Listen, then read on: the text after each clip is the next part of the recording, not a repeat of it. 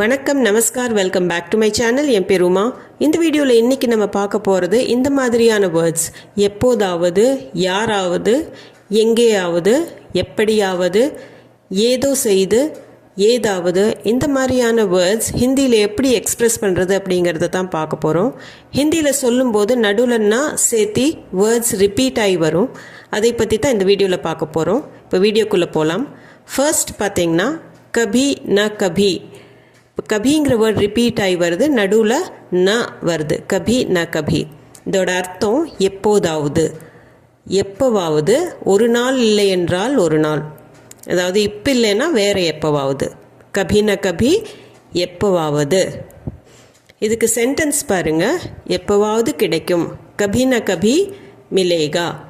கபி ந கபி அப்படின்னா இப்போ இல்லைன்னா வேறு எப்போவாவது கிடைக்கும். மில்னானா கிடைக்கிறது, மிலேகா கிடைக்கும், எப்போவாவது கிடைக்கும்.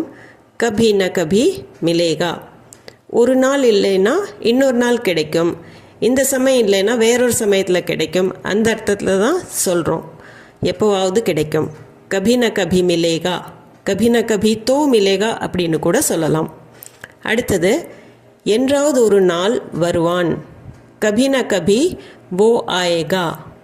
கபி ந கபி அப்படின்னா என்றாவது ஒரு நாள், இப்போ இல்லைன்னா வேறொரு நாள், இந்த சமயத்தில் இல்லைன்னா வேறொரு சமயத்தில். வோனா அவன், இதில் தமிழில் இல்லை அந்த வேர்டு. ஆயேகா அப்படின்னா வருவான். கபி ந கபி வோ ஆயேகா. பெண்ணை பற்றி சொல்லணும் அப்படின்னா கபி ந கபி வோ ஆயேகி அல்லது கபி ந கபி தோ வோ ஆயேகி. இதைவே கேள்வியாக கூட கேட்கலாம். கபி ந கபி தோ வோ ஆயேகி, கபி ந கபி தோ வோ ஆயேகா அப்படின்னு கேள்வியாக கூட இதைய மாற்றிக்கலாம். நம்ம கியான்னு சேர்த்துற அவசியம் கிடையாது. கபி ந கபி தோ வோ ஆயேகா. என்றாவது ஒரு நாள் வருவான். கபி ந கபி வோ ஆயேகா. அடுத்தது கோயி ந கோயி. யாராவது, ஒருத்தர் இல்லை என்றால் இன்னொருவர் அப்படின்னு சொல்கிறோம். கோயி ந கோயி, ஒருத்தர் செய்யலைன்னா இன்னொருத்தர் செய்வாங்க அப்படின்னு சொல்கிறோம் இல்லையா, அந்த மாதிரி கோயி ந கோயி. இது சென்டென்ஸ் பாருங்கள். யாராவது ஒருவர் வேலையை முடிப்பார். கோயி ந கோயி காம் பூரா கரேகா.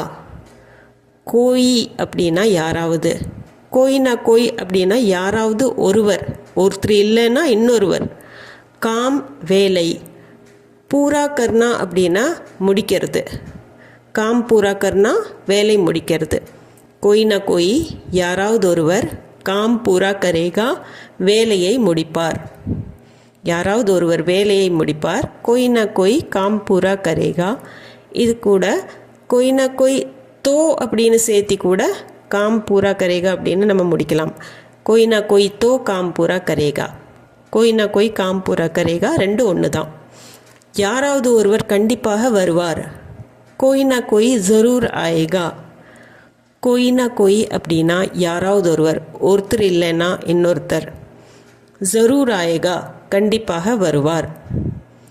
இப்போ யாராச்சும் எதிர்பார்த்துட்டு இருக்கிறோம், ஒரு எமர்ஜென்சியில் யாரோ ஒருத்தர் வருவார் அப்படின்னு நம்ம சொல்கிறோம். அதுக்காகத்தான் கோயி ந கோயி ஜரூர் ஆயேகா. யாராவது ஒருவர் கண்டிப்பாக வருவார். கோயி ந கோயி ஜரூர் ஆயேகா. அடுத்தது பாருங்கள், கஹி ந கஹி. கஹினா இடத்த சொல்கிறது. ஸோ ஒரு இடத்துல இல்லைன்னா வேறு ஏதாவது இடத்துல, எங்கேயாவது. கஹி ந கஹி, இந்த இடத்துல இல்லைன்னா வேறு ஏதாவது இடத்துல. அதுக்கு ஹிந்தியில் கஹி ந கஹி. கஹி ந கஹி எங்கேயாவது, எங்கேயாவது வைக்கப்பட்டிருக்க வேண்டும். கஹி ந கஹி ரக்கா ஹோகா. கஹி ந கஹி அப்படின்னா எங்கேயாவது, ரக்னானா வைக்கிறது, ரக்கா ஹோகா வைக்கப்பட்டிருக்க வேண்டும். இப்போ ஏதாவது பொருள் கிடைக்கல, அது நம்ம எங்காச்சும் வச்சுருப்போம் அப்படின்னு சொல்கிறதுக்கு எங்கேயாவது வைக்கப்பட்டிருக்க வேண்டும், எங்காவது வச்சுருப்போம். அதுக்கு கஹி ந கஹி ரக்கா ஹோகா. கஹி ந கஹி தோ ரக்கா ஹோகா அப்படின்னு கூட சொல்லலாம். அது ஸ்ட்ரெஸ் பண்ணி சொல்கிற மாதிரி. கஹி ந கஹி ரக்கா ஹோகா. அடுத்தது பார்த்திங்கன்னா எங்கேயாவது வேலை கிடைத்துவிடும். கஹி ந கஹி நௌக்கரி மில் ஜாயேகி. கஹி ந கஹினா எங்கேயாவது, ஒரு இடத்துல இல்லைன்னா இன்னொரு இடத்துல. நௌக்கரினா வேலை, மில்னானா கிடைக்கிறது, மில் ஜாயேகி கிடைத்து விடும். ஒரு கம்பெனி இல்லைன்னா வேறு கம்பெனியில் கிடைக்கும் அப்படின்னு சொல்கிறோம். அந்த மாதிரி தான் எங்கேயாவது வேலை கிடைத்து விடும். கஹி ந கஹி நௌக்கரி மில் ஜாயேகி. கஹி ந கஹி நௌக்கரி மில் ஜாயேகி. அடுத்தது கேசே ந கேசே கர்கே அப்படிங்கிற ஒரு எக்ஸ்ப்ரெஷன் இருக்குது. இது அதிகமாக யூஸ் பண்ணுறதில்ல, கேசே பி கர்கே அப்படின்னு தான் யூஸ் பண்ணுறாங்க. பட் இது ரைமிங்காக இது இந்த சீக்வன்ஸில் வர்றதுனால தான் இதையும் எடுத்திருக்கேன். எப்படியோ அப்படின்னு சொல்கிறதுக்கு கேசே ந கேசே கர்கே, எப்படியோ ஏதாவது செய்து அப்படிங்கிற அர்த்தம். இது கற்கை கூட வரும். இதில் சென்டென்ஸ் பார்த்திங்கன்னா, எப்படியோ அவன் பணம் சம்பாதிப்பான். कैसे ना कैसे करके वो पैसे कमा लेगा. कैसे ना कैसे करके அப்படின்னா எப்படியோ ஏதாவது செய்து, கற்கேனா செய்துன்னு அர்த்தம். கேசேனா கேசேனா எப்படியாவது ஏதோ ஒன்று செய்து, वो அவன், पैसेனா பணம், கமானானா சம்பாதிக்கிறது, पैसे कमा लेगा பணம் சம்பாதிப்பான். कैसे ना कैसे करके वो पैसे कमा लेगा, எப்படியோ அவன் பணம் சம்பாதிப்பான்.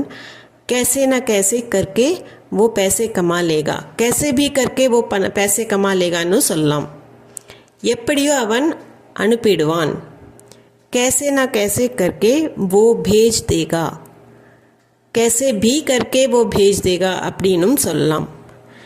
ஏதாவது செய்து, कैसे ना कैसे करके वो அவன், பேஜ்னானா அனுப்புறது, பேஜ் தேகா அப்படின்னா அனுப்பி விடுவான்.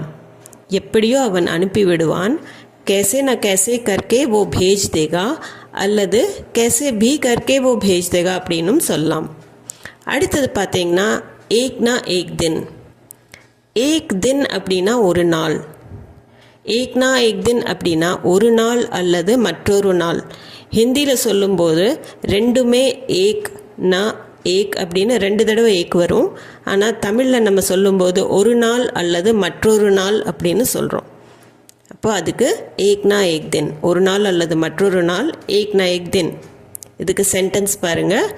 ஒரு நாள் அல்லது மற்றொரு நாள் அவள் புரிந்து கொள்வாள். ஏக்னா ஏக் தின் वो समझ जाएगी. ஏக்னா ஏக் தின் ஒரு நாள் அல்லது மற்றொரு நாள் அல்லது வேறு நாள்.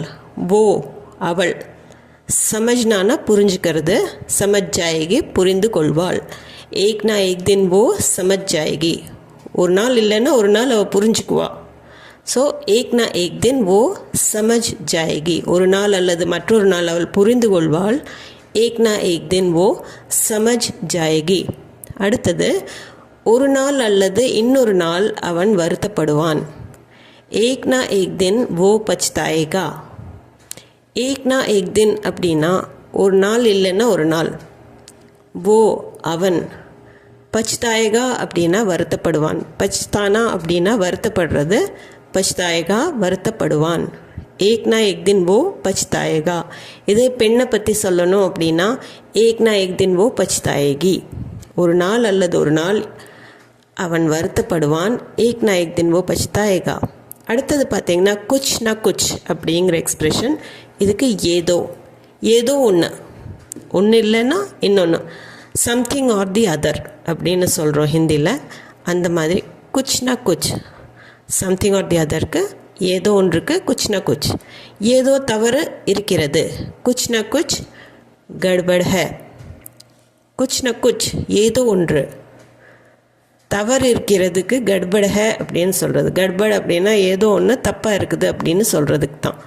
குச் ந குச் கட்பட் ஹை, ஏதோ தவறு இருக்கிறது, அதுக்கு குச் ந குச் கட்பட் ஹை. குச் ந குச் தோ கட்பட் ஹை அப்படின்னும் சொல்லலாம். அடுத்தது ஏதாவது தீர்வு கொடுங்கள்.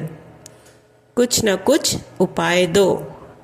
குச் ந குச் ஏதாவது, ஏதோ ஒன்று. தீர்வுக்கு உபாய்னு சொல்கிறது, உபாய்னா சொல்யூஷன், தோனா கொடுங்கள், தீஜியேன்னு சொல்லலாம். குச் ந குச் உபாய் தோ, குச் ந குச் உபாய் தீஜியே, ஏதாவது தீர்வு கொடுங்கள். குச் ந குச் உபாய் தீஜியே அல்லது குச் ந குச் உபாய் தோ. அடுத்தது பார்த்தீங்கன்னா ஹோனா ஹோ அப்படின்னு. ஹோனானா ஆக்சுவலி ஏதாவது நடக்கிறது. ஹோனா ஹோ அப்படின்னா இருக்கலாம், அதாவது நீங்கள் நம்பினாலும் சரி நம்பாட்டாலும் சரி அது இருக்கலாம் அப்படின்னு நம்ம ஒருத்தரை கன்வின்ஸ் பண்ணுறக்காக யூஸ் பண்ணுறது ஹோ நா ஹோ. சென்டென்ஸ் பாருங்க, அவன்தான் அதை செய்திருக்க வேண்டும்.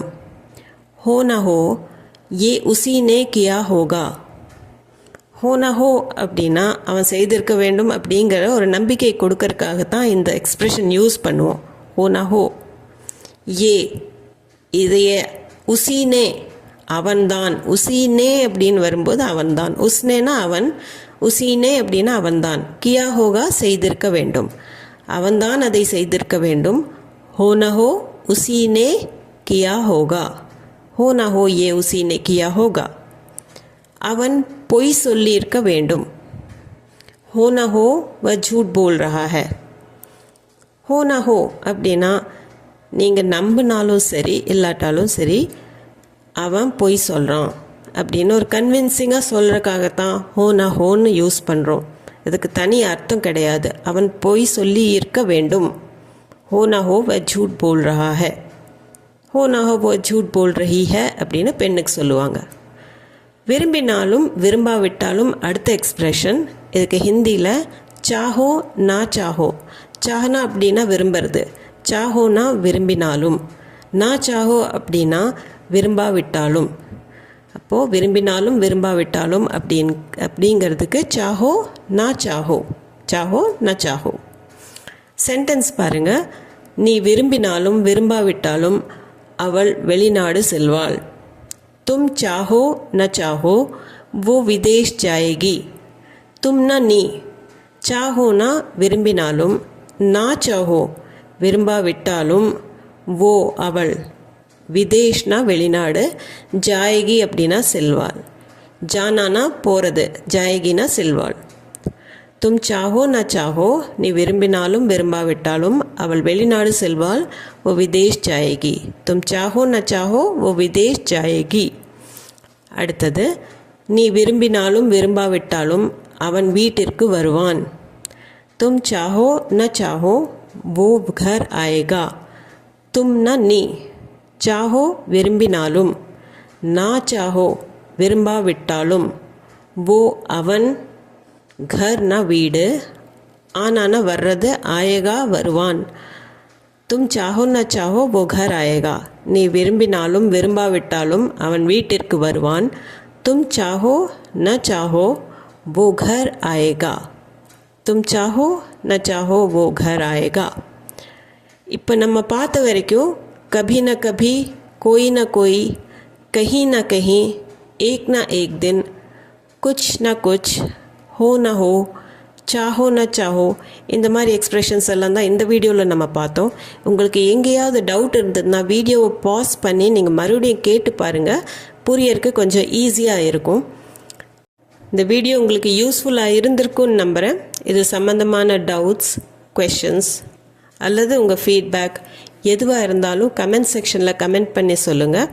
அது போக இந்த வீடியோ உங்களுக்கு பிடிச்சிருந்ததுன்னா கண்டிப்பாக லைக், ஷேர், சப்ஸ்கிரைப் பண்ணிவிட்டு பெல் ஐக்கானை ப்ரெஸ் பண்ணிக்கோங்க. அப்போ தான் நான் போடுற வீடியோட நோட்டிஃபிகேஷன் உங்களுக்கு வந்து சேரும். மீண்டும் ஒரு வீடியோவில் சந்திப்போம். தேங்க்ஸ் ஃபார் வாட்சிங்.